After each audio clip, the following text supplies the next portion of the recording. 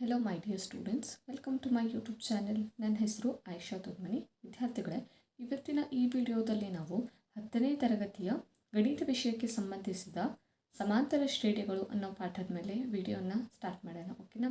Video ಏನಾದರೂ ಚೆನ್ನಾಗಿ ಅನಿಸಿದ್ರೆ, ಯೂಸ್ಫುಲ್ ಆಗಿ ಅನಿಸಿದ್ರೆ ಸಬ್ಸ್ಕ್ರೈಬ್ ಮಾಡಿ, ಲೈಕ್ ಮಾಡಿ. ಏನೇ ಡೌಟ್ ಇದ್ದರೂ ಕಮೆಂಟ್ ಬಾಕ್ಸ್ನಲ್ಲಿ ತಿಳಿಸಿ. ಬನ್ನಿ ವಿದ್ಯಾರ್ಥಿಗಳೇ, ವಿಡಿಯೋನ ಸ್ಟಾರ್ಟ್ ಮಾಡೋಣ. ಈ ವಿಡಿಯೋದಲ್ಲಿ ಸಮಾಂತರ ಶ್ರೇಣಿಗಳು ಅನ್ನೋ ಪಾಠವನ್ನು ಅಭ್ಯಾಸ ಮಾಡೋಕ್ಕೆ ಮುಂಚೆ ನಮಗೆ ಕೆಲವೊಂದಿಷ್ಟು ಸೂತ್ರಗಳು ಗೊತ್ತಾಗಬೇಕಾಗಿರುತ್ತೆ.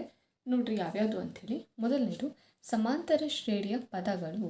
ನೋಡ್ರಿ, ಸಮಾಂತರ ಶ್ರೇಣಿ ಅನ್ನೋದು ಗೊತ್ತಿರುತ್ತೆ ಅಲ್ವಾ ನಿಮಗೆ? ಪದಗಳು ಹೇಗಿರಬೇಕು? ಮೊದಲನೇ ಪದವನ್ನು A1 ಅಂತ ಕರಿತೀವಿ, ಸಿಂಪಲಾಗಿ ಎ ಅಂತಲೂ ಕರಿತೀವಿ. ಓಕೆನಾ? ಎರಡನೇ ಪದವನ್ನು A2, ಮೂರನೇ ಪದ A3, ನಾಲ್ಕನೇ ಪದ A4, ಸೊ ಆನ್. ಇಲ್ಲಿ ಕೊನೆಯ ಪದ ಇರುತ್ತಲ್ಲ, ಅದಕ್ಕೆ ಏನಂತ ಸೂಚಿಸ್ತೀವಿ? AN ಅಂಥೇಳಿ ಸೂಚಿಸ್ತೀವಿ. ಓಕೆನಾ? ಎರಡನೇದು ನೋಡ್ರಿ, ಸಮಾಂತರ ಶ್ರೇಣಿಯ ಸಾಮಾನ್ಯ ರೂಪ. ಏನಿದು ಸಾಮಾನ್ಯ ರೂಪ? ಮೊದಲನೇ ಪದ A, ಅದು A ಅಂತಲೇ ಸೂಚಿಸ್ತೀವಿ. ಎರಡನೇ ಪದ ಇದೆಯಲ್ಲ, ಈ ಮೊದಲನೇ ಪದಕ್ಕೆ ನಾವು ಸಾಮಾನ್ಯ ವ್ಯತ್ಯಾಸ ಅಂದರೆ ಡಿಯನ್ನು ಸೇರಿಸಿದಾಗ ಬರುತ್ತೆ. ಅದಕ್ಕೆ A2 ಏನಂತ ಸೂಚಿಸ್ತೀವಿ? A+D ಅಂತೇಳಿ. ಅದೇ ರೀತಿ A3, ಈ ಎಗೆ 2 ಸಲ ಡಿಯನ್ನು ಸೇರಿಸಿದಾಗ ಬರುವಂಥದ್ದು, 2 ಸಲ ಸಾಮಾನ್ಯ ವ್ಯತ್ಯಾಸ ಸೇರಿಸಿದಾಗ ಬರುವಂಥದ್ದು. ಅದಕ್ಕೋಸ್ಕರ ಅದನ್ನು ಏನಂತ ಸೂಚಿಸ್ತಾರೆ? A+2D ಅಂಥೇಳಿ. ಸರಿನಾ? ಈಗ ನಾಲ್ಕನೇ ಪದ ಇದೆಯಲ್ಲ, ಅದೇನಾಗುತ್ತೆ? ಎಗೆ 3 ಸಲ ಸಾಮಾನ್ಯ ವ್ಯತ್ಯಾಸವನ್ನು ಸೇರಿಸಿದಾಗ ಬರುವಂಥದ್ದು. ಅದಕ್ಕೆ ಅದನ್ನು A+3D ಅಂಥೇಳಿ ಕರೀತಾರೆ. ಓಕೆನಾ? ಇದು ಗೊತ್ತಿರಬೇಕು, ಪ್ರತಿಯೊಂದು ಲೆಕ್ಕದಲ್ಲಿ ಸಹಿತ ಅಪ್ಲೈ ಆಗುವಂಥದ್ದು. ಮೊದಲನೇ ಪದ A, ಎರಡನೇ ಪದ A+D, ಮೂರನೇ ಪದ A+2D, ನಾಲ್ಕನೇ ಪದ A+3D. ಇದನ್ನು ನೆನಪಿಟ್ಕೊಳ್ಳೋದು ನೋಡ್ರಿ. A3 ಬಂತಲ್ವಾ, ಇಲ್ಲಿ ಒಂದು ಸಂಖ್ಯೆ ಕಡಿಮೆ ಮಾಡಿದ್ರಾಯ್ತು. ಇಲ್ಲಿ 3 ಇದೆ, ಇಲ್ಲಿ 2 ಬರೆದ್ರಾಯ್ತು. ಇಲ್ಲಿ ನೋಡಿರಿ, ಇಲ್ಲಿ 4 ಇದೆ, ಇಲ್ಲಿ ಏನು ಬರೀಬೇಕು? ಒಂದು ಸಂಖ್ಯೆ ಕಡಿಮೆ 3 ಅಂತ ಬರೆದ್ರಾಯ್ತು. ಇದು ನೆನಪಿರಲಿ. ನೆಕ್ಸ್ಟ್ ನೋಡ್ರಿ, ಇಲ್ಲಿ ಸಾಮಾನ್ಯ ವ್ಯತ್ಯಾಸ ಅಂಥೇಳಿ ಬಂತಲ್ಲ ಡಿ, ಹಾಗಂದ್ರೆ ಏನು ಅಂತ ನೋಡಿ. ಸಮಾಂತರ ಶ್ರೇಣಿಯ ಸಾಮಾನ್ಯ ವ್ಯತ್ಯಾಸ D = ಇಲ್ಲಿ ನೋಡ್ರಿ, ಇದು ಸಮಾಂತರ ಶ್ರೇಣಿ ಇದೆಯಲ್ಲ, ಈ ಶ್ರೇಣಿಯಲ್ಲಿ ಈ ಎರಡನೇ ಪದದಲ್ಲಿ ಒಂದನೇ ಪದವನ್ನು ಕಳೆದ್ರೆ ಬರುವಂಥದ್ದು. ನೋಡ್ರಿ, A2 - A1. ಓಕೆನಾ? ಮತ್ತು A3 - A2 ಮಾಡಿದ್ರೂ ಸಹಿತ ಬರುತ್ತೆ. A3 - A2 ಅಂದರೆ ಹಿಂದಿನ ಪದದಲ್ಲಿ, ಈಗ ಮುಂದಿನ ಪದ ಇದೆಯಲ್ಲ, ಈ ಮುಂದಿನ ಪದದಲ್ಲಿ ಹಿಂದಿನ ಪದವನ್ನು ಕಳೆದಾಗ ಬರುವಂಥದ್ದು. ನೀವು ಯಾವ ಪದ ಬೇಕಾದ್ರೂ ಕಳಿಬಹುದಾಗಿರ್ತದೆ, ಆದರೆ ಮುಂದಿನ ಪದದಿಂದ ಹಿಂದಿನ ಪದವನ್ನು ಕಳಿಬೇಕು. ಓಕೆನಾ? ಸರಿ, ನೆಕ್ಸ್ಟ್ ನೋಡ್ರಿ, ಸಮಾಂತರ ಶ್ರೇಣಿಯ ಕೊನೆಯ ಪದ ಆರ್ ಎನ್ನನೇ ಪದ. ಕೊನೆಯ ಪದ ಅಂದರೆ ಏನು ಹೇಳ್ರಿ? AN. AN ಕಂಡುಹಿಡಿಯುವಂಥ ಸೂತ್ರ ನೋಡ್ರಿ. AN = A+n - 1 × D. ಹೇಗೆ ಬಂತಪ್ಪ ಇದು? ಇಲ್ಲಿ ನೋಡ್ರಿ, ಇಲ್ಲಿ 3 ಇತ್ತು, ಒಂದು ಸಂಖ್ಯೆ ಕಡಿಮೆ ತೊಗೊಂಡ್ವಿ, 2 ತೊಗೊಂಡ್ವಿ. ಇಲ್ಲಿ 4 ಇತ್ತು, ಒಂದು ಸಂಖ್ಯೆ ಕಡಿಮೆ ತೊಗೊಂಡ್ವಿ, 3 ತೊಗೊಂಡ್ವಿ. ಅದೇ ರೀತಿ ಇಲ್ಲಿ n ಇದೆ, ಒಂದು ಸಂಖ್ಯೆ ಕಡಿಮೆ ಅಂದರೆ n - 1 ತೊಗೋಬೇಕಲ್ವಾ? ಹಾಂ, ಅಷ್ಟೇ, ಸಿಂಪಲ್ ಇದೆ ಸೂತ್ರ. AN = A+, ಒಂದು ಸಂಖ್ಯೆ ಕಡಿಮೆ, ಎನ್ನಿಗೆ ಒಂದು ಸಂಖ್ಯೆ ಕಡಿಮೆ, n - 1 × D. ಸೇಮ್ ಇದೇ ಥರನೇ ಬರುತ್ತೆ ಇಲ್ಲಿ ಲೆಕ್ಕ. ಓಕೆನಾ? ನೆಕ್ಸ್ಟ್ 5ನೇ ಸೂತ್ರ ನೋಡಿ. ಸಮಾಂತರ ಶ್ರೇಣಿಯ n ಪದಗಳ ಮೊತ್ತ ಕಂಡುಹಿಡಿಯಲಿಕ್ಕೆ. ಮೊತ್ತ ಅಂದರೆ SN. ಎಸ್ ಅಂದರೆ ಸಮ್ ಆಫ್ n ಏನಿದೆ? n/2 ಗುಣಿಸು 2A + n - 1 × D. ಇದು ಸೂತ್ರ. ಸರಿನಾ?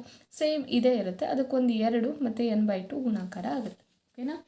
ನೆಕ್ಸ್ಟ್ ನೋಡ್ರಿ, ಇದೆಲ್ಲ ಸೂತ್ರಗಳು ನಿಮಗೆ ಗೊತ್ತಿರಲೇಬೇಕಾಗತ್ತೆ. 6ನೇದು ನೋಡ್ರಿ, ಸಮಾಂತರ ಶ್ರೇಣಿಯ ಕೊನೆಯ ಪದ ಕೊಟ್ಟಾಗ ಮೊತ್ತ. ಇಲ್ಲಿ ನೋಡ್ರಿ, ಈ ಕೊನೆ ಪದ ಮತ್ತು ಮೊದಲನೇ ಪದ, ಈ ಕೊನೆ ಪದ ಮತ್ತು ಮೊದಲನೇ ಪದ ಎರಡೂ ಕೊಟ್ಟಾಗ ಏನಿರುತ್ತೆ ಸೂತ್ರ? SN = n/2 × A + AN. AN ಅಂದರೆ ಕೊನೆ ಪದ ಅಲ್ವಾ, A ಅಂದರೆ ಮೊದಲನೇ ಪದ. ಮೊದಲ ಪದ ಮತ್ತು ಕೊನೆಯ ಪದವನ್ನು ಕೊಟ್ಟಾಗ ಮೊತ್ತ ಕಂಡುಹಿಡಿಯಲಿಕ್ಕೆ ಈ ಸಿಂಪಲ್ ಸೂತ್ರ ಹಾಕಬೇಕು. ಇದು ಹಾಕುವ ಅವಶ್ಯಕತೆ ಇಲ್ಲ, ಇದು ಹಾಕಿದ್ರೆ ಉತ್ತರ ಬರುತ್ತೆ, ಆದರೆ ಕ್ಯಾಲ್ಕುಲೇಷನ್ ದೊಡ್ಡ ಆಗುತ್ತೆ, ಸುಮ್ಮನೆ ಯಾಕೆ ಅಂತ ಹೇಳಿ ಇದನ್ನು ಹಾಕ್ಬಿಡ್ಬೇಕು. ಇದು ಹೆಂಗೆ ಬಂತಪ್ಪ? ಇಲ್ಲಿ ನೋಡ್ರಿ, 2A ಇದೆಯಲ್ಲ, 2A ಸ್ಪ್ಲಿಟ್ ಮಾಡಿಕೊಂಡು A + A ಅಂಥೇಳಿ ಮಾಡ್ಕೊತೀವಿ. ಸರಿ, ನೋಡ್ರಿ, 2A ಇದೆಯಲ್ಲ, ಅಂದರೆ A + A ಅಂಥೇಳಿ ಮಾಡ್ಕೊತೀವಿ.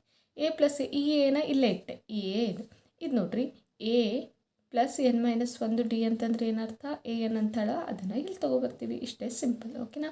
ನೆಕ್ಸ್ಟ್ ಇದರ ಬದಲಾಗಿ ನೋಡಿ, SN = n/2 ಎಗೆ AN ಜಾಗದಲ್ಲಿ L ಅಂತಂದರೆ AN ಕೊನೆಯ ಪದವನ್ನು AN ಇಂದನೂ ಸೂಚಿಸ್ತಾರೆ ಅಥವಾ L ಇಂದನೂ ಸೂಚಿಸ್ತಾರೆ. ಓಕೆನಾ? ನೆಕ್ಸ್ಟ್ 7ನೇ ಸೂತ್ರ ನೋಡ್ಕೊಳ್ರಿ. ಮೊದಲ n ಸ್ವಾಭಾವಿಕ ಸಂಖ್ಯೆಗಳ ಮೊತ್ತ. ಸ್ವಾಭಾವಿಕ ಸಂಖ್ಯೆಗಳು ಎನ್ ಸ್ವಾಭಾವಿಕ ಸಂಖ್ಯೆಗಳ ಮೊತ್ತ Sn = n × n+1 / 2. ಈ ಸೂತ್ರ ನೆನಪಿರಲಿ, ಸುಮಾರಷ್ಟು ಮಲ್ಟಿಪಲ್ ಚಾಯ್ಸ್ ಬರುತ್ತಲ್ಲ, ಸಮಾಂತರ ಶ್ರೇಣಿದು ಅದರಲ್ಲಿ ಕೊಡ್ತಾರೆ. ಓಕೆನಾ.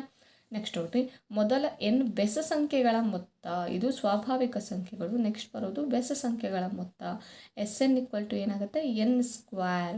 ಫಾರ್ ಎಕ್ಸಾಂಪಲ್ 5 ಸ್ವಾಭಾವಿಕ ಸಂಖ್ಯೆಗಳು ಕೊಟ್ಟಿದ್ದರೆ 5 ಬೆಸ ಸಂಖ್ಯೆಗಳನ್ನು ಕೊಟ್ಟಿದ್ದರೆ ಅದ್ರ ಮೊತ್ತ ಏನಾಗುತ್ತೆ, 5². 5 × 5 = 25 ಅಂತ ಹೇಳಿ. ಓಕೆನಾ. ನೆಕ್ಸ್ಟ್ ನೋಡಿರಿ, ಎ ಬಿ ಸಿ ಸಮಾಂತರ ಶ್ರೇಣಿಯಲ್ಲಿದ್ದರೆ b = a + c / 2. ಈಗ ಇದು ಎರಡೂ ಸಂಖ್ಯೆಗಳನ್ನು ಕೊಟ್ಟಿರ್ತಾರೆ, ಮಧ್ಯದ ಪದ ಕಂಡುಹಿಡೀರಿ ಅಂತೇಳಿ ಹೇಳಿರ್ತಾರೆ. ಹೇಗೆ ಕಂಡುಹಿಡಿತೀರಿ, ಇದೆರಡು ಕೊಟ್ಟಿರ್ತಾರಲ್ಲ, ಇದು ಎರಡನ್ನು ಕೂಡಿಸಿ ಅದನ್ನು 2ರಿಂದ ಭಾಗಿಸಿದ್ರೆ ನಮಗೆ ಉತ್ತರ ಬಂದ್ಬಿಡುತ್ತೆ. ಓಕೆನಾ. ಸರಿ, ಈಗ ನೆಕ್ಸ್ಟು ನೋಡ್ತಾ ಬರೋಣ ಬನ್ನಿ ಲೆಕ್ಕಗಳನ್ನು. ನೋಡಿರಿ, ಎನ್ನನೇ ಪದ ಕಂಡುಹಿಡಿಯುವುದು. ಇಲ್ಲಿ ಒಂದು ಕ್ವಶನ್ ಬೇಕಾಗಿರುತ್ತೆ. ಎನ್ನನೇ ಪದ ಅಂದರೆ 50ನೇ ಪದ, 60ನೇ ಪದ ಅಥವಾ 10ನೇ ಪದ, ಈ ಥರ ಕಂಡುಹಿಡೀರಿ ಅಂತ ಕೊಡ್ತಾರಲ್ಲ, ಅದಕ್ಕೋಸ್ಕರ ಒಂದು ಕ್ವಶನನ್ನು ತೊಗೊತೀನಿ ನೋಡ್ರಿ. ಏನು, 4, 10, 16, 22 ಸೋ ಆನ್. 10ನೇ ಪದ ಕಂಡುಹಿಡಿಯಿರಿ ಅಂತೇಳಿ ಬರೆಯೋಣ. 10ನೇ ಪದ ಕಂಡುಹಿಡಿಯಿರಿ ಅಂಥೇಳಿ. ಓಕೆನಾ. ಸರಿ, ನೋಡ್ತಾ ಹೋಗೋಣ. ನಮಗೆ 10ನೇ ಪದ ಅಂದರೆ ಯಾವ ಸೂತ್ರ ಹಾಕಬೇಕು ಹೇಳ್ರಿ, an = a + n - 1 × d. ಈ ಸೂತ್ರವನ್ನು ಹಾಕಬೇಕು. ಆಯಿತಾ. ನೋಡ್ತಾ ಹೋಗ್ರಿ ಹೇಗೆ ಬರುತ್ತೆ. ನಮಗೆ an ಕಂಡುಹಿಡಬೇಕು ಅಂದರೆ a 10, n ಜಾಗದಲ್ಲಿ 10 ಹಾಕಬೇಕು. ಇಲ್ಲಿ a ಬೇಕು, n ಬೇಕು, d ಬೇಕು. ಓಕೆನಾ. ನಾವು a ಅಂದರೆ ಏನು, ಮೊದಲನೇ ಪದ ಇದೆಯಲ್ಲ ಅದನ್ನು a ಅಂತ ಕರಿತೀವಿ. ಮೊದಲನೇ ಪದ ಏನು, 4, ಸರಿನಾ. ಆಮೇಲೆ n ಬೇಕಲ್ವಾ, ಇಲ್ಲಿ ಎಷ್ಟನೇ ಪದ ಕಂಡುಹಿಡಿಲಿಕ್ಕೆ ಹೇಳಿದ್ದೀವಲ್ಲ ಅದು ನಮ್ಮ n. ಎಷ್ಟು ಹೇಳ್ರಿ, ಇಲ್ಲಿ 10. ಈಗ d ಬೇಕಲ್ವಾ, ಮೇಲ್ಗಡೆ ಹೇಳಿದೆ ಡಿ ಅಂದರೆ ಸಾಮಾನ್ಯ ವ್ಯತ್ಯಾಸ. ಹೇಗೆ ಕಂಡುಹಿಡ್ತೀವಿ, ಮುಂದಿನ ಪದದಿಂದ ಹಿಂದಿನ ಪದ ಕಳೆಯೋದು. 10 - 4 ಅಂದರೆ a2 - a1. 10ರಲ್ಲಿ 4 ಕಳೆದ್ರೆ ಎಷ್ಟು, 6 ಅಲ್ವಾ. ಹಾಂ, ಡಿ ಬೆಲೆ ಎಷ್ಟು ಬಂತು, 6. ಒಂದೇ ಮಾಡಬೇಕು ಹೇಳಿಲ್ಲ, 2 ಸಲ ಮಾಡ್ಬೋದು. 16 - 10 ಮಾಡಿದ್ರು ಎಷ್ಟು ಬರುತ್ತೆ, 6 ಅಂತಲೇ ಬರುತ್ತೆ. ಈಗ ಸೂತ್ರದಲ್ಲಿ ಹಾಕೋಣ. ಸೂತ್ರ ಏನಿದೆ ಹೇಳ್ರಿ, ಮತ್ತೊಂದು ಸಲ ಬರೀತೀನಿ. an = a + n - 1 × d. ಇದನ್ನು ಸಪ್ರೇಟಾಗಿ ಬರ್ಕೊಂಬಿಡ್ರಿ, ಇಲ್ಲಿ ಅಪ್ಲೈ ಮಾಡ್ಲಿಕ್ಕೆ ನಿಮಗೆ ಈಸಿ ಆಗುತ್ತೆ. ಎ n ಜಾಗದಲ್ಲಿ ಏನು ಬರೀಬೇಕು ಹೇಳ್ರಿ, 10 = a ಜಾಗದಲ್ಲಿ ಏನು, 4. ಆಮೇಲೆ ಯಾವ ಚಿಹ್ನೆ ಇದೆ, ಪ್ಲಸ್, ಆಮೇಲೆ ಬ್ರ್ಯಾಕೆಟ್, ಆಮೇಲೆ n ಜಾಗದಲ್ಲಿ ಏನು ಬರೀಬೇಕು, 10. ಆಮೇಲೆ ಯಾವ ಚಿಹ್ನೆ, ಮೈನಸ್, ಆಮೇಲೆ 1, ಬ್ರ್ಯಾಕೆಟ್ ಕ್ಲೋಸ್ ಆಯಿತು. ಡಿ ಜಾಗದಲ್ಲಿ ಏನು ಬರೀಬೇಕು, 6. a 10 = 4 ಹಾಗೆ ಇರಲಿ, ಪ್ಲಸ್ ಬೋಡಮತ್ ನಿಯಮದ ಪ್ರಕಾರ ಬ್ರ್ಯಾಕೆಟನ್ನು ತೆಕ್ಕೋಬೇಕು. 10 - 1 ಅಂದರೆ 9. ಇಲ್ಲಿ ಬ್ರ್ಯಾಕೆಟ್ 6 ಅಂತೇಳಿ ಹಾಕ್ತೀನಿ. ಓಕೆನಾ. ನೆಕ್ಸ್ಟ್ ನೋಡಿರಿ, a 10, 4 + 9 = 54. ಸರಿ, ಇದು ಎರಡನ್ನ ಗುಣಾಕಾರ. ಬೋಡಮಸ್ ನಿಯಮದ ಪ್ರಕಾರನೇ ಹೋಗಬೇಕು. ಮೊದಲು ಗುಣಾಕಾರ ಮಾಡ್ತೀವಿ, ಆಮೇಲೆ ಪ್ಲಸ್ಸಿಗೆ ಬರ್ತೀವಿ. ಓಕೆನಾ. a 10 = 4 + 54 ಅಂತಂದರೆ ಎಷ್ಟು, 58. ಹಾಗಾದರೆ 10ನೇ ಪದದ ಬೆಲೆ ಎಷ್ಟು, 58 ಅಂತೇಳಿ. ಓಕೆನಾ. ನೆಕ್ಸ್ಟ್ ನೋಡಿರಿ, ಈ ಸಮಾಂತರ ಶ್ರೇಣಿಯಲ್ಲಿ ಇನ್ನೂ ಬೇರೆ ಥರ ಕ್ವಶನ್ಸ್ ಬರ್ತಾ ಹೋಗುತ್ತೆ. ಇಲ್ಲಿ ನೋಡಿರಿ, ಇಲ್ಲಿ ಕೊಟ್ಟಿದ್ದಾರಲ್ವ ಈ ಥರದ್ದು. ಒಂದು ಸಮಾಂತರ ಶ್ರೇಣಿಯ 11ನೇ ಪದ 38, 16ನೇ ಪದ 73 ಆದರೆ 31ನೇ ಪದವನ್ನು ಕಂಡುಹಿಡಿಯಿರಿ ಅಂತೇಳಿ ಕೇಳ್ತಾ ಇದ್ದಾರೆ.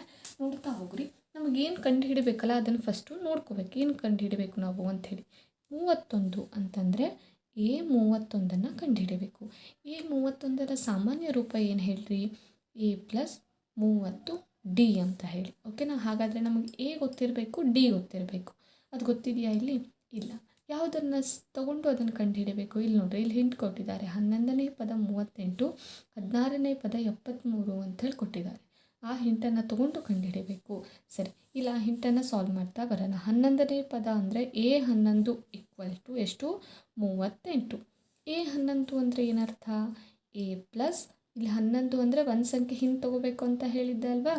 11 ಅಂದರೆ ಏನು, 10d = ಎಷ್ಟಾಯಿತು, 38. ಇದನ್ನು ಇಕ್ವೇಷನ್ 1 ಅಂತ ತಗೊಳ್ಳೋಣ. ಓಕೆ. ನೆಕ್ಸ್ಟು 16ನೇ ಪದ a 16 = ಏನಾಯಿತು, 73. 16 ಅಂದರೆ ಏನು, a + 15d = ಎಷ್ಟಾಯಿತು, 73. ಇದನ್ನು ಇಕ್ವೇಷನ್ 2. ಇಲ್ಲೂ ಎ ಇದೆ, ಇಲ್ಲೂ ಎ ಇದೆ, ಇಲ್ಲೂ ಡಿ ಇದೆ, ಇಲ್ಲೂ ಡಿ ಇದೆ, ಈ ಕಡೆ ಸಂಖ್ಯೆ, ಈ ಕಡೆ ಸಂಖ್ಯೆ. ಇದನ್ನು ಯಾವ ಥರ ಫಾರ್ಮಲ್ಲಿ ಬಿಡಿಸ್ಬೋದು? ವರ್ಜಿಸುವ ವಿಧಾನದಿಂದ ಬಿಡಿಸ್ಬಹುದು. ಓಕೆನಾ? ನೋಡ್ತಾ ಬರ್ರಿ ವರ್ಜಿಸುವ ವಿಧಾನ. A plus 10D equal to 38, a plus 15D equal to 73. ಓಕೆನಾ? ಇಲ್ಲಿ ನೋಡ್ರಿ, ಇಲ್ಲೂ ಪ್ಲಸ್ ಎ ಇದೆ, ಇಲ್ಲೂ ಪ್ಲಸ್ ಎ ಇದೆ, ಕ್ಯಾನ್ಸಲ್ ಅಂತೂ ಆಗಲ್ಲ. ಅದಕ್ಕೋಸ್ಕರ ಏನು ಮಾಡ್ಕೋಬೇಕು? ಚಿಹ್ನೆ ಚೇಂಜ್ ಮಾಡ್ಕೊ. ಇಲ್ಲಿ ಪ್ಲಸ್ ಇದೆ, ಏನೂ ಚಿಹ್ನೆ ಕಾಣಿಸ್ತಾ ಇಲ್ಲ ಅಂದರೆ ಪ್ಲಸ್ ಇದೆ, ಪ್ಲಸ್ಸಿಗೋಸ್ಕರ ಏನು ಹಾಕ್ಕೋತೀನಿ? ಮೈನಸ್. ಇಲ್ಲೂ ಪ್ಲಸ್ ಇದೆ, ಏನು ಹಾಕ್ಕೋತೀನಿ? ಮೈನಸ್. ಇಲ್ಲೂ ಏನೂ ಚಿಹ್ನೆ ಇಲ್ಲ ಅಂದರೆ ಪ್ಲಸ್ ಇದೆ, ಏನು ಹಾಕ್ಕೋತೀನಿ? ಮೈನಸ್. ಈಗ ಎ ಕ್ಯಾನ್ಸಲ್ ಆಯಿತು. ಇಲ್ಲಿ ನೋಡ್ರಿ, ದೊಡ್ಡ ಸಂಖ್ಯೆ ಚಿಹ್ನೆ ಯಾವುದು? ಈಗ ಈ ಚಿಹ್ನೆ ಯಾವುದೇ ಕೆಲಸಕ್ಕಿಲ್ಲ. ದೊಡ್ಡ ಸಂಖ್ಯೆ ಚಿಹ್ನೆ ಯಾವುದು? ಮೈನಸ್. Plus minus minus. 15ರಲ್ಲಿ 10 ಕಳೆದ್ರೆ ಎಷ್ಟು ಹೇಳ್ರಿ? 5D ಈಕ್ವಲ್ ಟು, ಇದರಲ್ಲಿ ದೊಡ್ಡ ಸಂಖ್ಯೆ ಚಿಹ್ನೆ ಯಾವುದು? ಮೈನಸ್. ಓಕೆನಾ? ಇಲ್ಲಿ ನೋಡ್ರಿ, ಇಲ್ಲಿ ಮೈನಸ್ ಇದೆ, ದೊಡ್ಡ ಸಂಖ್ಯೆ ಚಿಹ್ನೆ ಮೈನಸ್ ಆಗಿದೆ. ಈಗ ಇಲ್ಲಿ ಪ್ಲಸ್ ಪ್ಲಸ್ ಮೈನಸ್ ಮೈನಸ್ ಅಂದರೆ 73ರಲ್ಲಿ 38 ಕಳಿಬೇಕು. ಕಳೆದಾಗ ನಮಗೆ ಎಷ್ಟು ಬರುತ್ತೆ? 35 ಬರುತ್ತೆ. ಓಕೆನಾ? ಈ ಮೈನಸ್ ಕ್ಯಾನ್ಸಲ್ ಮಾಡ್ತೀನಿ. 5D ಈಕ್ವಲ್ ಟು ಏನಾಗುತ್ತೆ? 35 ಅಂತ ಹೇಳಿ ಬಂತು. ಈಗ ನೆಕ್ಸ್ಟ್ ಸ್ಟೆಪ್ ನೋಡಿ, ಡಿಯನ್ನು ಇಲ್ಲೇ ಇಡ್ತೀನಿ. 35, ಈ 5D ಜೊತೆ ಗುಣಾಕಾರದಲ್ಲಿದೆ, ಈ ಕಡೆ ತೊಗೊಬಂದಾಗ ಭಾಗಾಕಾರ. 5 1 5 7 35. ಡಿ ಈಕ್ವಲ್ ಟು ಎಷ್ಟು ಬಂತು? 7 ಅಂಥೇಳಿ ಬಂತು. ಈಗ ಇದು 2 ಇಕ್ವೇಷನ್ ಇದೆಯಲ್ಲ, ಈ ಯಾವುದಾದ್ರು ಒಂದು ಇಕ್ವೇಷನಲ್ಲಿ ನಾವು ಏನು ಹಾಕಬೇಕು? ಡಿ ಬೆಲೆಯನ್ನು ಹಾಕಬೇಕು. ಆವಾಗ ನಮಗೆ ಎ ಬೆಲೆ ಸಿಗುತ್ತೆ. ನಾನು ಇಕ್ವೇಷನ್ 1ರಲ್ಲಿ ಹಾಕ್ತೀನಿ ನೋಡಿರಿ. A plus 10D equal to 38. A ಹಾಗೆ ಇಡ್ತೀನಿ, ಪ್ಲಸ್ ಹಾಗೆ ಇಡ್ತೀನಿ, 10 ಹಾಗೆ ಇರಲಿ. ಡಿ ಜಾಗದಲ್ಲಿ ಏನು ಹಾಕ್ತೀನಿ? 7 equal to 38. A plus 10 7 70 equal to 38. A ಹಾಗೆ ಇರಲಿ. 38 70 ಆ ಕಡೆ ಹೋದಾಗ -70. ಎ ಈಕ್ವಲ್ ಟು 38ರಲ್ಲಿ 70 ದೊಡ್ಡ ಸಂಖ್ಯೆ ಚಿಹ್ನೆನ ಫಸ್ಟ್ ಹಾಕ್ಕೊಳ್ಳೋಣ, ಮೈನಸ್ ಅಂಥೇಳಿ. ಇಲ್ಲಿ ಪ್ಲಸ್ ಇದೆ, ಪ್ಲಸ್ ಮೈನಸ್ ಮೈನಸ್ ಅಂದರೆ 70ರಲ್ಲಿ 38 ಕಳಿಬೇಕು. ಎಷ್ಟು ಬರುತ್ತೆ ಹೇಳ್ರಿ ಉತ್ತರ? 32 ಅಂಥೇಳಿ ಬರುತ್ತೆ. ಓಕೆನಾ? ಎ ಬೆಲೆ ಎಷ್ಟಾಯಿತು? 32. ಡಿ ಬೆಲೆ ಎಷ್ಟಾಯಿತು? 7. ಎ ಬೆಲೆ ಡಿ ಬೆಲೆ ಬೇಕಿತ್ತು, ಯಾಕಂದರೆ ಎ 31ನೇ ಪದ ಕಂಡು ಹಿಡಿಬೇಕಿತ್ತಲ್ಲ ನಾವು, ಅದಕ್ಕೆ ಎ ಪ್ಲಸ್ 30D. ಎ ಗೊತ್ತಿರಬೇಕು, ಡಿ ಗೊತ್ತಿರಬೇಕು, ಎ 31 ಕಂಡು ಹಿಡಿಬೇಕು. ಬನ್ನಿ, ಎ 31ರ ಬೆಲೆಯನ್ನು ನಾವು ಈ ಕಡೆ ಕಂಡು ಹಿಡಿಯೋಣ. ಸರಿನಾ? ಎ 31 ಈಕ್ವಲ್ ಟು ಏನರ್ಥ? A plus 30D. ಹಾಂ, ಎ ಜಾಗದಲ್ಲಿ ಏನು ಹಾಕಬೇಕು ಹೇಳ್ರಿ? -32 ಪ್ಲಸ್ ಇಲ್ಲಿ 30 ಇದೆ, 30. ಡಿ ಜಾಗದಲ್ಲಿ ಏನು ಹಾಕಬೇಕು? ಇಲ್ಲಿ ನೋಡಿರಿ, ಉತ್ತರ ಬಂದಿದೆಯಲ್ವ, ಡಿ ಜಾಗದಲ್ಲಿ 7 ಅಂಥೇಳಿ 7 ಹಾಕಬೇಕು. ಸೊನ್ನೆನಾ?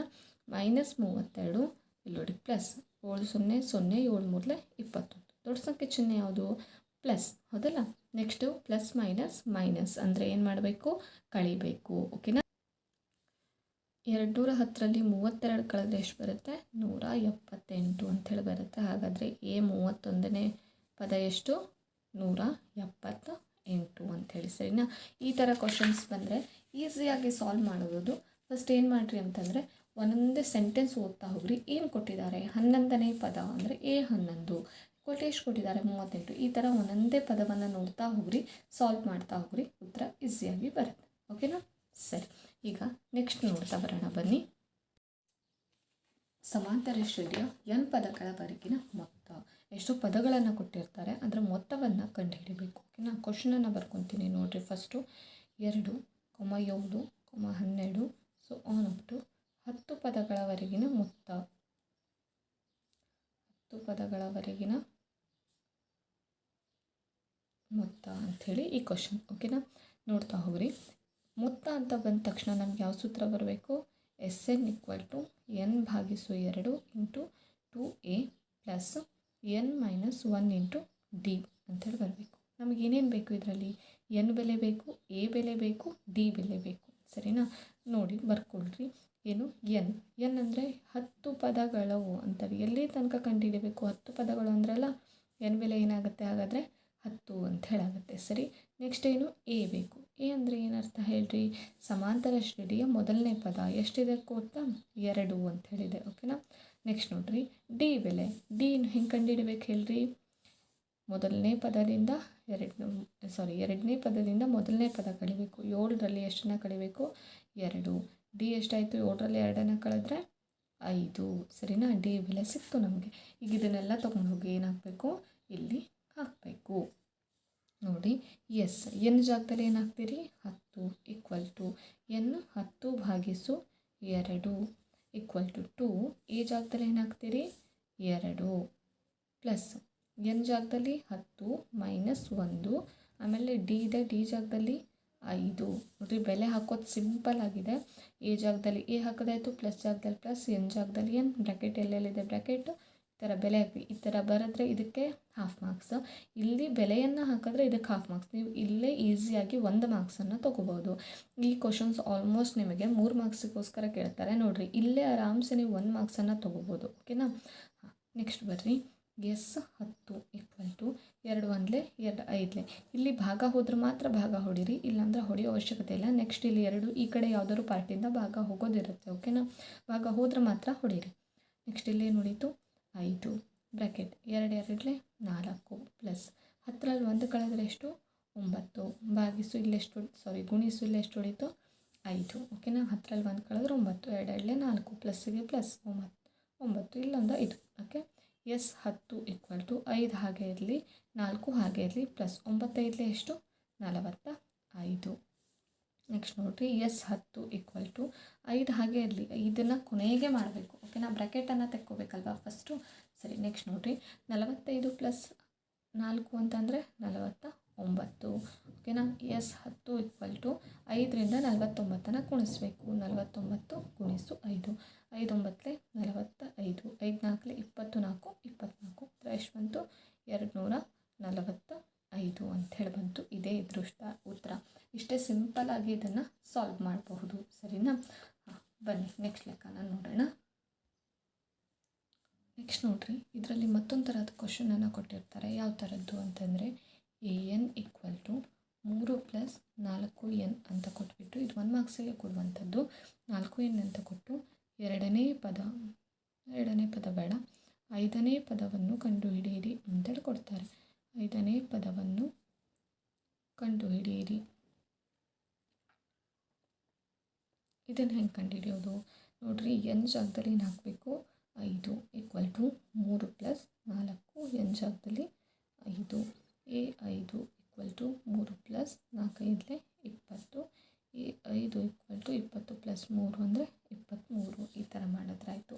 ಮತ್ತು ಇದೇ ಥರ ಕ್ವಶನ್ ಕೇಳಿ ಸಮಾಂತರ ಶ್ರೇಣಿಯನ್ನು ಕಂಡುಹಿಡೀರಿ ಅಂತ ಹೇಳ್ತಾರೆ. ಆ ಟೈಮಲ್ಲಿ ಏನು ಮಾಡಬೇಕು ಅಂತಂದರೆ, ಎನ್ ಜಾಗದಲ್ಲಿ ಫಸ್ಟು 1 ಅಂತೇಳಿ ಹಾಕಬೇಕು, ಆಮೇಲೆ 2 ಹಾಕಬೇಕು, ಆಮೇಲೆ 3 ಹಾಕಬೇಕು, ಆಮೇಲೆ 4 ಹಾಕಬೇಕು. ಆ ಥರ ಹಾಕಿಬಿಟ್ಟು ಸಮಾಂತರ ಶ್ರೇಣಿಯನ್ನು ಕಂಡುಹಿಡಬೇಕು. ಸರಿನಾ. ನೆಕ್ಸ್ಟ್ ಲೆಕ್ಕ ನೋಡೋಣ ಬರ್ರಿ. 4 ಅಂಕದ ಒಂದು ಪ್ರಶ್ನೆಯನ್ನು ನೋಡೋಣ. ಸರಿನಾ. ಯಾವ ರೀತಿ ಅರ್ಥ ಮಾಡ್ಕೋಬೇಕು, ಯಾವ ಥರ ಸೆಂಟೆನ್ಸನ್ನು ನೋಡ್ಕೋಬೇಕು ಅಂತ ಹೇಳಿ ನೋಡಿರಿ. ಇಲ್ಲೊಂದು ಕ್ವಶನ್ ಕೊಟ್ಟಿದ್ದಾರೆ. ಏನು ಹೇಳ್ರಿ, ಒಂದು ಸಮಾಂತರ ಶ್ರೇಣಿಯ 2ನೇ ಮತ್ತು 4ನೇ ಪದಗಳ ಮೊತ್ತ 22 ಹಾಗೂ ಅದರ ಮೊದಲ 11 ಪದಗಳ ಮೊತ್ತ 253 ಆದರೆ ಸಮಾಂತರ ಶ್ರೇಣಿಯನ್ನು ಕಂಡುಹಿಡಿಯಿರಿ ಅಂತ ಹೇಳಿದ್ದಾರೆ. ಫಸ್ಟ್ ಇದನ್ನು ಸಮಾಂತರ ಶ್ರೇಣಿಯನ್ನು ಕಂಡುಹಿಡಿಯೋಣ. ಓಕೆನಾ. ನೆಕ್ಸ್ಟ್ ನೋಡಿರಿ, ಏನಂತ ಕೇಳಿದ್ರು ಫಸ್ಟ್ ಕ್ವಶನ್ನು, ಸಮಾಂತರ ಶ್ರೇಣಿ 2ನೇ ಮತ್ತು 4ನೇ ಪದ ಅಂದರೆ A2 ಮತ್ತು A4ನೇ ಪದಗಳ ಮೊತ್ತ ಎಷ್ಟು ಅಂತ ಕೇಳಿದ್ರು.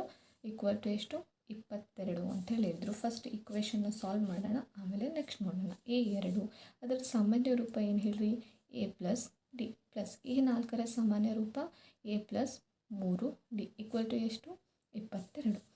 ಇಲ್ಲಿ ಎ ಇದೆ, ಇಲ್ಲೂ ಎ ಇದೆ, ಏನಾಯಿತು 2A ಪ್ಲಸ್ ಡಿ, ಇಲ್ಲಿ ಡಿ 3D ಅಂದರೆ 4D ಈಕ್ವಲ್ ಟು 22. ಇಲ್ಲಿ ಎಲ್ಲ ಕಡೆನೂ ನೋಡಿರಿ ಕಾಮನ್ನಾಗಿ 2 ಇದೆಯಾ, ಆದ್ದರಿಂದ ಎಲ್ಲ ಇಕ್ವೇಷನ್ನ 2ರಿಂದ ಭಾಗಿಸ್ರಿ. 2 1 2 1 2 1 2 2 2 1 2 11 ಏನೇನು ಉಳೀತು ಹೇಳ್ರಿ, A + 2D ಈಕ್ವಲ್ ಟು 11. ಇದನ್ನು ಇಕ್ವೇಷನ್ 1 ಅಂತ ಕನ್ಸಿಡರ್ ಮಾಡಿರಿ. ಸರಿನಾ. ಇಕ್ವೇಷನ್ 1 ಹೆಂಗೆ ಬಿಡಿಸ್ದೆ ಅರ್ಥ ಆಯಿತಾ. 2ನೇ ಪದ ಮತ್ತು 4ನೇ ಪದಗಳ ಮೊತ್ತ, ಇಲ್ಲಿ ನೋಡಿರಿ 2ನೇ ಪದ ಮತ್ತು 4ನೇ ಪದಗಳ ಮೊತ್ತ ಈಕ್ವಲ್ ಟು 22. ನೆಕ್ಸ್ಟ್ ನೋಡಿರಿ, ಅದರ ಮೊದಲ 11 ಪದಗಳ ಮೊತ್ತ 253. ಇಲ್ಲೂ ಮೊತ್ತ ಅಂತ ಕೇಳಿದ್ದಾರೆ, ಆವಾಗ ಬೇರೆದು ಬರ್ತಿದೆ. 11 ಪದಗಳ ಮೊತ್ತ ಅಂದರೆ S11. ಸರಿನಾ. ಇಲ್ಲಿ ಎಸ್ಎನ್ ಸೂತ್ರ ಬರುತ್ತೆ. ಎಸ್ಎನ್ ಸೂತ್ರ ಏನು ಹೇಳುತ್ತೆ, n/2 × 2A + n - 1 × D ಅಂತೇಳಿ ಹೇಳುತ್ತೆ. ಅಂದರೆ S11 ಅಂತ ಕೊಟ್ಟಿದ್ರಲ್ಲ, ಈಕ್ವಲ್ ಟು ಎನ್ ಜಾಗದಲ್ಲೆಲ್ಲ ಏನು ಹಾಕಬೇಕು 11, 2A + 1 11 - 1 × D. S11ರ ಬೆಲೆಯನ್ನು ಕೊಟ್ಟಿದ್ದಾರೆ ನೋಡಿರಿ. 11 ಪದಗಳ ಮೊತ್ತ ಎಷ್ಟು 253 ಅಂತೇಳಿ ಕೊಟ್ಟಿದ್ದಾರೆ. ಸೊ ಇಲ್ಲಿ ಏನು ಬರಿತೀವಿ, 253 ಈಕ್ವಲ್ ಟು 11/2 2a ಪ್ಲಸ್ 11ರಲ್ಲಿ 1 ಕಳೆದ್ರೆ 10d. ಓಕೆನಾ. ಈಗ ನೋಡಿರಿ, ಈ 11/2 ಈ ಕಡೆ ತೊಗೊಬರೋಣ. 253 ಭಾಗಾಕಾರದಲ್ಲಿದ್ದು ಗುಣಾಕಾರ ಆಗುತ್ತೆ, ಗುಣಾಕಾರದಲ್ಲಿದ್ದು ಭಾಗಾಕಾರ ಆಗುತ್ತೆ. ಗುಣಿಸು 2 ಭಾಗಿಸು 11 ಈಕ್ವಲ್ ಟು ಇಲ್ಲೇನು ಉಳೀತು 2a ಪ್ಲಸ್ 10d ಅಂತೇಳಿ ಉಳೀತು. ಇದು ಎರಡನ್ನು ಗುಣಾಕಾರ ಮಾಡಿದಾಗ ಉತ್ತರ 506 ಅಂತ ಹೇಳಿ ಬರುತ್ತೆ. ಭಾಗಿಸು 11 equal to 2a plus 10d. ಇದು 11ರಿಂದ ಡೈರೆಕ್ಟಾಗಿ ಆಗುತ್ತೆ. 11 4 44 50ರಲ್ಲಿ 44 ಕಳೆದ್ರೆ 6 ಉಳಿತು, ಅಂದರೆ 66 ಆಯಿತು. 11 66 46 equal to 2a plus 10d. ಇಲ್ಲಿ ನೋಡಿರಿ, ಇಲ್ಲೂ ಸಹಿತ ಎಲ್ಲ ಕಡೆ 2 ಭಾಗ ಹೋಗುತ್ತೆ. ಸೊ 2ರಿಂದ ಭಾಗ ಹೊಡೆದು ಬಿಡ್ರಿ. 2 1 2 2 4 2 3 6 2 1 2 1 2 1 2 5 ಏನೇನು ಉಳೀತು ಹೇಳ್ರಿ.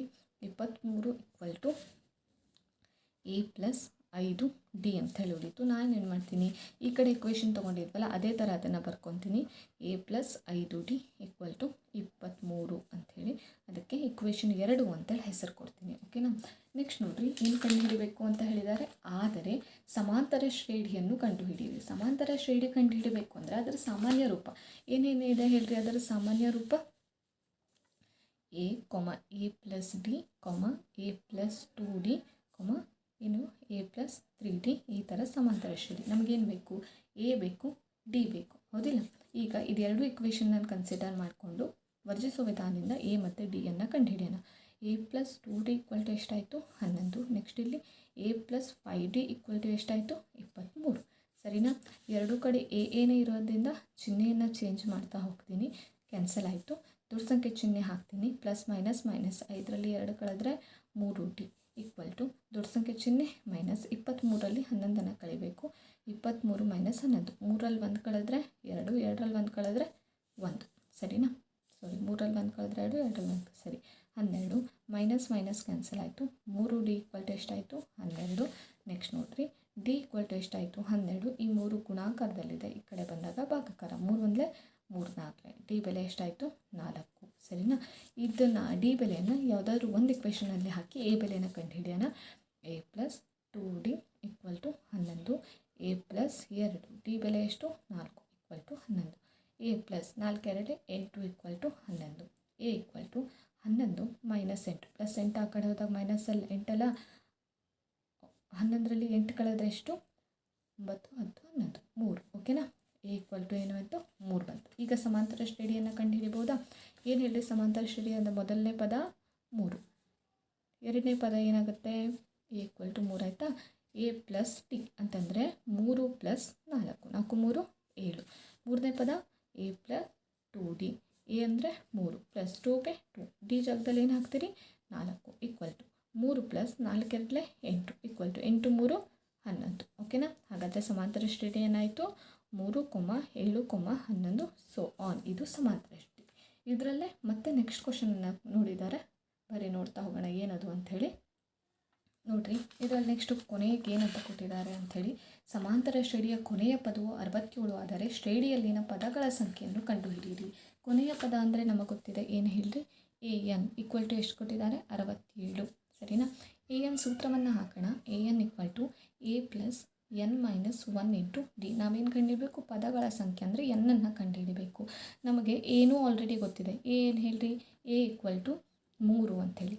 ಡಿನೂ ಆಲ್ರೆಡಿ ಗೊತ್ತಿದೆ, ಎಷ್ಟು 4. ಹಿಂದೆ ಕಂಡುಹಿಡ್ದಿದ್ವಲ್ಲ, ಈಗ ಇದರಲ್ಲಿ ಬೆಲೆ ಹಾಕಿ ಕಂಡುಹಿಡಿದ್ರೆ ಆಯಿತು. an ಜಾಗದಲ್ಲಿ ಏನು ಹಾಕ್ತೀರಿ 67, a ಜಾಗದಲ್ಲಿ ಏನು ಹಾಕ್ತೀರಿ 3, ಪ್ಲಸ್ ಜಾಗದಲ್ಲಿ ಪ್ಲಸ್, ಬ್ರ್ಯಾಕೆಟಲ್ಲಿ ಬ್ರ್ಯಾಕೆಟ್, n ಮೈನಸ್ 1 ಗೊತ್ತಿಲ್ಲ ಹಾಗೆ ಇರಲಿ. ಡಿ ಜಾಗದಲ್ಲಿ ಏನು ಹಾಕ್ತೀರಿ 4 ಅಂಥೇಳಿ. 67 ಈ 3ನ್ನು ಈ ಕಡೆ ತೊಗೋಬರ್ರಿ, ಮೈನಸ್ 3 ಆಯಿತಾ equal to n minus 1 into 4 ಹಾಗೆ ಇರಲಿ ಆ ಕಡೆ. ಓಕೆನಾ.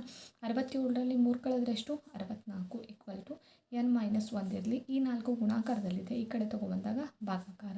ಸರಿನಾ. 4 1 4 4 1 4 2 ಉಳಿತು, 24 ಉಳ್ದಂಗೆ ಆಯಿತು. 4 4 4 8 4 4 4 4 5 24 6 24. ಓಕೆನಾ. ಹಾಗಾದರೆ 16 ಈಕ್ವಲ್ ಟು ಏನಾಯಿತು n ಮೈನಸ್ 1 ಆಯಿತು. ಈ ಎನ್ನನ್ನು ಮಾತ್ರ ಈ ಕಡೆ ರೀ, ಮೈನಸ್ 1 ಈ ಕಡೆ ತೊಗೊಳ್ರಿ. 16 ಮೈನಸ್ 1 ಈ ಕಡೆ ತೊಗೊಬಂದಾಗ ಪ್ಲಸ್ 1 ಈಕ್ವಲ್ ಟು n ಬೆಲೆ ಎಷ್ಟಾಯಿತು 16 ಪ್ಲಸ್ 1 17 ಆಯಿತು. ಓಕೆನಾ. ಇಲ್ಲಿಗೆ ಈ ಲೆಕ್ಕ ಮುಗೀತು. n ಬೆಲೆನೂ ಕಂಡು ಹಿಡ್ದಿದ್ದೀವಿ ಮತ್ತು ಹಿಂದಿನ ಲೆಕ್ಕದಲ್ಲಿ ಏನನ್ನು ಕಂಡು ಹಿಡಿದಿದ್ವಿ ಹೇಳಿ ಡಿ ಬೆಲೆ ಕಂಡುಹಿಡಿದು ಸಮಾಂತರ ಶ್ರೇಣಿಯನ್ನು ಸಹಿತ ಈಸಿಯಾಗಿ ಕಂಡುಹಿಡಿದಿದೆ. ಸರಿನಾ? ವಿಡಿಯೋ ಏನಾದರೂ ಚೆನ್ನಾಗಿ ಅನಿಸಿದ್ರೆ ಲೈಕ್ ಮಾಡಿ, ಸಬ್ಸ್ಕ್ರೈಬ್ ಮಾಡಿ. Thank you so much. ಓಕೆನಾ?